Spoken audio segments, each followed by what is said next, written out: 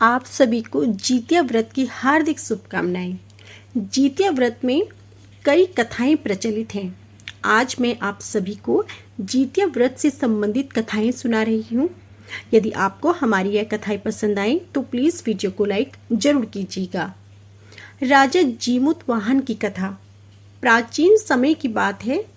गंधर्व के एक राजकुमार थे जिनका नाम जीमूत वाहन था। जीमूत वाहन बड़े ही उदार और परोपकारी प्रवृत्ति के थे। जब जीमूत वाहन के पिता काफी वृद्ध हो गए तो वानप्रस्थ आश्रम में जाने से पहले उन्होंने जीमूत वाहन को अपना पूरा राजपाट सौंप दिया।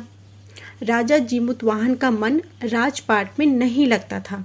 तब उन्होंने निर्णय लिया कि वह अपना राजपाट अपने भाइयों को देकर अपने पिता की सेवा करने जंगल में चले जाएंगे। राजा जीमूत वाहन का विवाह मलयवती नामक कन्या से हुआ। एक दिन जब वो वन में भ्रमण कर रहे थे तो घूमते घूमते उन्होंने एक वृद्ध महिला को रोते हुए देखा। जब राजा ने वृद्ध से उनके रोने का कारण पूछा तो उस वृद्ध महिला ने बताया कि मैं नागवंशी स्त्री हूँ और मेरा एक ही पुत्र है। पक्षीराज गरुड़ के सामने सभी नागों ने यह प्रतिज्ञा की है कि उन्हें भोजन के लिए प्रत्येक दिन एक नाग सौंपी जाएगी और आज उस प्रतिज्ञा के तहत मेरे पुत्र शंखचूर्ण की बलि देने की बारी आई है। और यह सुनकर जीमूत वाहन ने उस वृद्ध महिला को आश्वासन देते हुए कहा कि डरो मत, मैं तुम्हारे पुत्र की रक्षा करूंगा।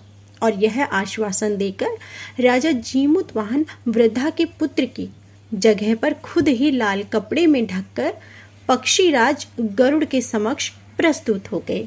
और उसके बाद समय होने पर गरुड़ वहां आए और लाल कपड़े में ढके जीमूत वाहन को अपने पंजे में दबाकर पहाड़ के शिखर पर उड़ चले।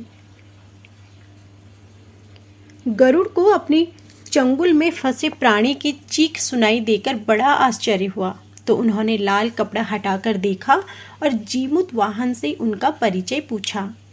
जीमूत वाहन ने गरुड़ को सारा किस्सा सुनाया। गरुड़ जी जीमूत वाहन की बहादुरी और त्याग को देखकर बहुत प्रभावित हुए और उन्होंने प्रसन्न होकर जीमूत वाहन को जीवन दान दे दिया। साथ ही सभी नागों को भी अभय दान दे दिया। और इस प्रकार राजा जीमूत वाहन के साहस और हिम्मत ने पूरी नाग जाति की रक्षा की और तभी से अपने पुत्र की सुरक्षा के लिए जीमूत वाहन व्रत की प्रथा शुरू हो गई। और हर वर्ष अश्विन माह के कृष्ण पक्ष की अष्टमी के प्रदोष काल में पुत्रवती महिलाएं जितिया व्रत, जीवित पुत्री का व्रत या जीमूत वाहन व्रत करती हैं और भगवान की पूजा करती हैं। दूसरी कथा इस प्रकार है। महाभारत के युद्ध काल की कथा। पौराणिक कथा के अनुसार जब महाभारत का युद्ध हुआ था तो अश्वत्थामा नाम का हाथी मारा गया। लेकिन चारों तरफ यह खबर फैल गई कि द्रोणाचार्य का पुत्र अश्वत्थामा मारा गया। यह सुनकर द्रोणाचार्य ने अपने पुत्र शोक में अस्त्र डाल दिए। जब द्रौपदी के भाई धृष्टद्युम्न ने उनका वध कर दिया तो पिता की मृत्यु के कारण अश्वत्थामा के मन में बदले की लौ जल रही थी। अपने पिता की मृत्यु का बदला लेने के लिए वह रात के अंधेरे में पांडवों के शिविर में जा पहुंचा।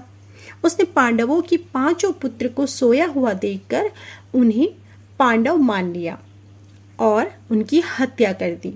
परिणाम स्वरूप पांडवों को अत्यधिक क्रोध आ गया। तब भगवान श्री कृष्ण ने अश्वत्थामा से उसकी मणि छीन ली, जिसके बाद अश्वत्थामा पांडवों से क्रोधित हो गया और उत्तरा के गर्भ में पल रहे बच्चे को जान से मारने के लिए उसने ब्रह्मास्त्र का प्रयोग किया। भगवान श्री कृष्ण इस बात को भली भांति जानते थे कि ब्रह्मास्त्र को रोक पाना असंभव है। तब श्री कृष्ण ने अपने सभी पुण्य का फल एकत्रित करके उत्तरा के गर्भ में पल रहे बच्चे को दे दिया, जिसके फलस्वरूप बच्चा पुनः जीवित हो गया। यही बच्चा बड़ा होकर राजा परीक्षित बना। उत्तरा के बच्चे के दोबारा जीवित हो जाने के कारण ही इस व्रत का नाम जीवित पुत्री का व्रत रखा गया। गर्भ में मृत्यु को प्राप्त कर फिर से जीवन मिलने के कारण इसका नाम जीवित पुत्रिका रखा गया। तब से ही संतान की लंबी उम्र और स्वास्थ्य की कामना के लिए जीवित पुत्रिका का व्रत किया जाता है। जीवित पुत्रिका व्रत या जितिया व्रत सुहागिन महिलाएं संतान की लंबी उम्र और उनकी सुख समृद्धि के लिए रखती हैं। इस अवसर पर माताएं अपने बच्चों की भलाई के लिए बेहद ही कठिन उपवास रखती हैं। जीवित पुत्रिका का व्रत बिना जल ग्रहण किए किया जाता है। यदि इस व्रत को जल के साथ किया जाए तो इसे खुर जितिया कहा जाता है। यह 3 दिवसीय पर्व है जो कृष्ण पक्ष के दौरान 7वें दिन से लेकर अश्विन माह के 9वें दिन तक चलता है। यह व्रत अत्यधिक कठिन व्रत होता है। इस व्रत को करने से संतान की आयु लंबी होती है और सुख समृद्धि बनी रहती है। तो यह थी संपूर्ण जितिया व्रत की कथा। यदि आप भी जितिया या जीवित पुत्रिका का व्रत रखती हैं तो आज के दिन आपको इस कथा को अवश्य पढ़ना और सुनना चाहिए। कथा पसंद आई हो तो प्लीज़ वीडियो को लाइक जरूर कीजिए।